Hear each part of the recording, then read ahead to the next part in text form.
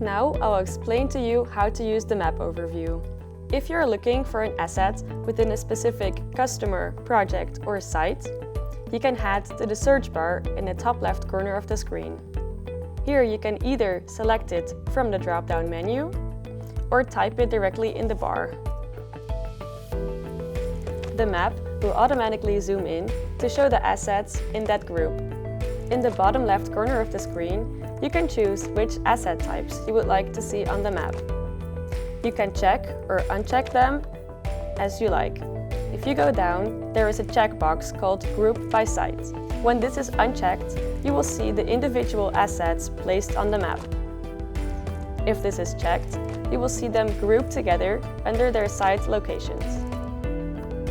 The last checkbox here is called Toggle Map Locations. When you click this, you will see more points of interest from Google Maps, such as businesses, shops, or parking lots.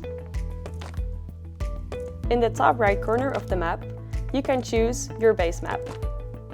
There are 3 options to choose from. The first one is the default map. The second one is the satellite map. And the third one is the terrain map. This looks similar to the default map, but it has terrain details layered on top. Choose whichever one works best for what you are doing. You can zoom in and out by scrolling with your mouse. There are also zoom buttons in the bottom right corner.